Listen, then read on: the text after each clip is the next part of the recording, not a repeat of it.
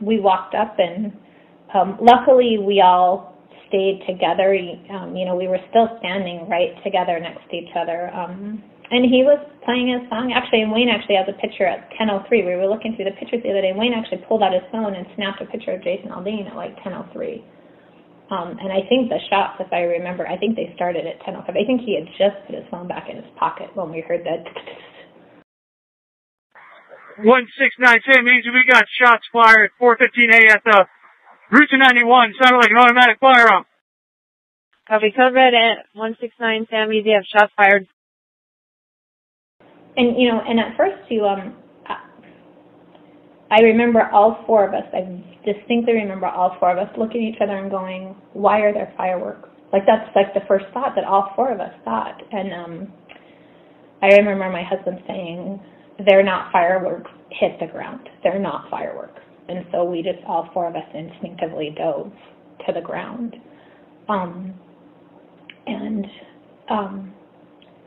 Then they stopped, and we said, we need to get out of here. I remember all four of us looking at each other and saying, we need to get out of here.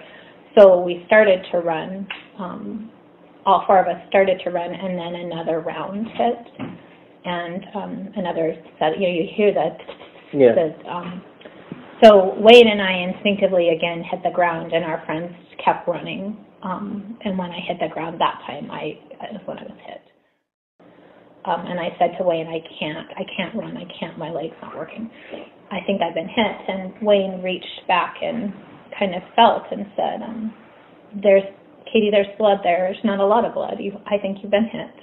It's not a lot of blood, but I think you're right. I think you've been hit. And at that point, Wayne just laid on top of me. He said, I'm going to lay on top of you, and we're just going to wait until medical help gets here. 179 Sam Easy is coming from upstairs in the Mandalay Bay. Upstairs in Mandalay Bay, halfway up. I see the shots coming from Mandalay Bay. Halfway up. You know, by the grace of God, a military man ran up to us and said, I'm military. I've been trained in the military. Wayne said, my wife's been hit. She can't run. I can't get her up. And he said, well, we're going to need to get her up. So here's the deal. When the bullets stop, we need to get up and run, because you can't just lay here and wait for help. They're not going to be able to get help in. As long as there's an active shooter, they can't get paramedics in here. We're going to need to get her to the paramedics. Yeah. So you go on one side of her, I'll go on the other side, and when the shots start again, we're going to run that way because we need to get out of the light. We need to get in the shadows, because by then the security lights had kicked on, and we were still in the path of light, and that's what he was just spraying, is anyone that was in the light. So the military man said, we need to run that way because that's where there's shadows. And there was a bar area that had like a lot of tarps and stuff, and a lot of tables that had been turned over that people were using as barricades, that he figured would kind of, be shadowish, that we'd be out of the plain view of sight. Yeah. So he helped my husband get me up, and we ran towards that area. And there was a lot of carnage and chaos in that area, because that's where a lot of people had run for safety. And in the next round of barrage of bullets, there was a gal just a couple feet away from, just a few people away from me, that took a bullet in the neck. And the military man said, she's hurt worse than you are. I need to go help her, so I'm going to let you, you and your husband again, when the bullets stop, you need to keep running, keep getting towards the street. That's what you need to do. But I got to help her. She's in worse condition than you are. So just then, by the grace of God, and a nurse saw that the military man had to leave us, so she came over and she had a red, white, I remember it was a red, white, and blue flag bandana on her head, and she took that off and tied it on my wound to try and, help stop the bleeding. Yeah. And she got on the other side of me, and I remember I just was so scared, and at that point I said to Wayne, I can't do this anymore. You just need to tell the boys that I love them. And my hero, my husband, grabbed me by the shirt and kind of shook me and said, I will not do that. You are going to tell your boys you love them. And you are not going to give up. You're going to get up and you're going to run. You're going to tell Keith and Noah that you love them, because this is not going to be the end of our story. We are not going to die here. You cannot give up. I will not let you give up. And I remember him kind of having his shirt you're going to get up, and on the count of 3, we are going to run. You're going to get up and you're going to run. And the nurse kept asking me, what's your boys' names? And I told them, and I remember saying, I have a son who's in the Navy. His name is Keith, and I have a son who's a football player. And she said, does he have a game on Friday night? And I said, he does. And she said, are you a football mom? And I said, I am a football mom. She said, you're going to get up, and you're going to be in those stands. So it just, those are the words I needed to hear. And so, they got me up, and we started running again.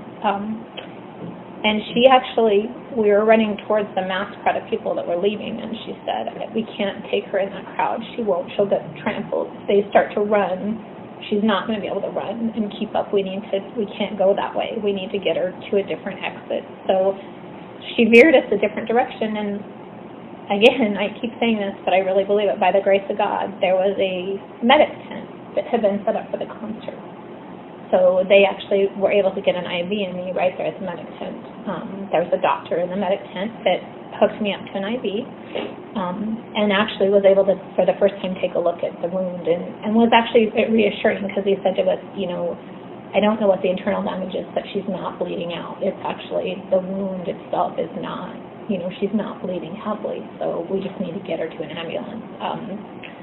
And then at that point they shut off the lights and the generator in the medic tent, because they were worried that the shooter might shoot at the medic tent because it was lit up. So they shut everything down and they started to evacuate it.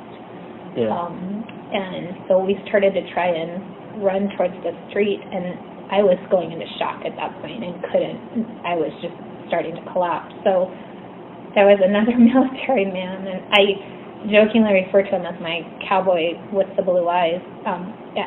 He ran up to my husband and said, can I carry your wife? She's not.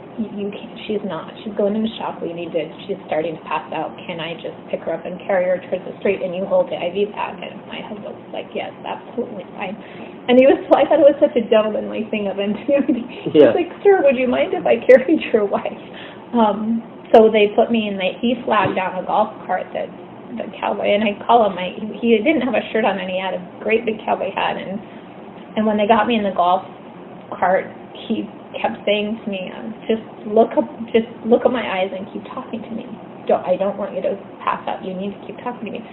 And I jokingly said, I can do that because your eyes are so, you have the most beautiful blue eyes. My husband still teases me about that. And my poor Wayne was in the back carrying the IV, and I was staring at the cowboy with the blue eyes. And I don't know these people's name, but Justin. You remember? I remember their faces distinctly. I remember their faces. If I saw them in a crowd, I could pick them out. They're seared into my memory. And what I choose to remember, and what I tell people, is that there was one evil man in that horrific period of time, but it was one evil man.